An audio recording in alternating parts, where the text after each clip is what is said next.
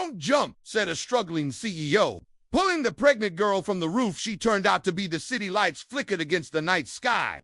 A restless wind sweeping across the tall buildings.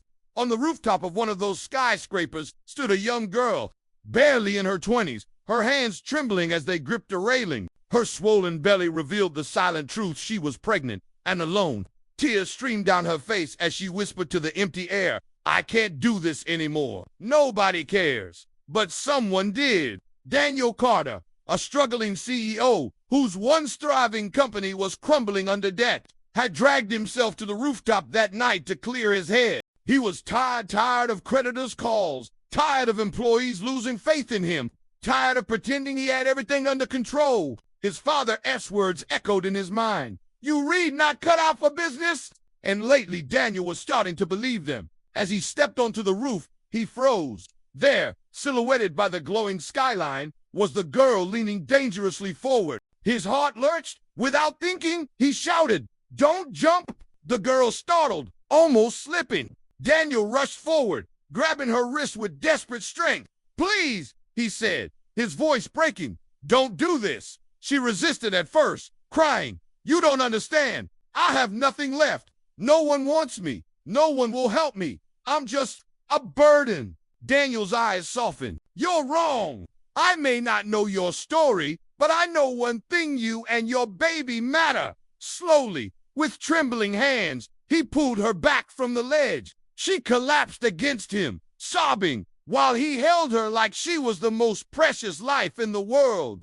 Her name was Emily. She had been abandoned by her boyfriend when she revealed she was pregnant. Her parents had turned her away, ashamed of the gossip it would bring.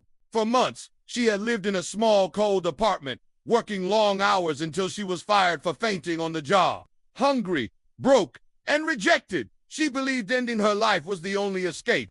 Daniel listened, every word piercing his heart. For the first time in a long while, his own problems felt smaller. He had been drowning in his failures, blind to the fact that others were carrying heavier crosses.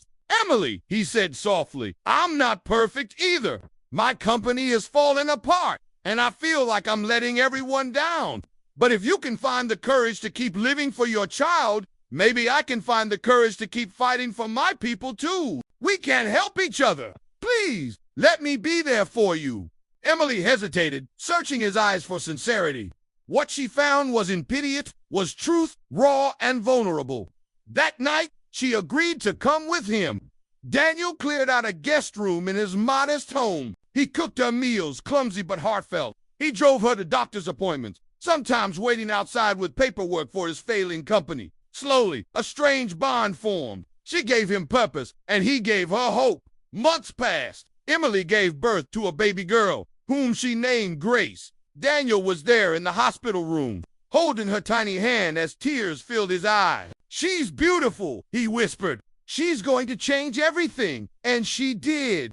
Grace became a symbol of resilience, a reminder that life was worth fighting for. Emily, once broken, found her strength in motherhood. And Daniel, inspired by their courage, made bold choices to save his company. He downsized, rebuilt from the ground up, and focused on helping people instead of chasing numbers. Slowly but surely, his business regained stability.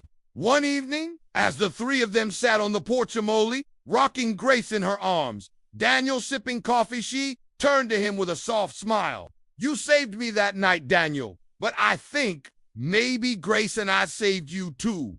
Daniel's throat tightened. "You did more than save me. You gave me a reason to live with purpose." The story of a desperate girl and a struggling CEO became a story of redemption. Two broken souls who found each other on the edge of despair, pulling one another back into life. The lesson lingered like a gentle echo. Sometimes the ones we save end up saving us too.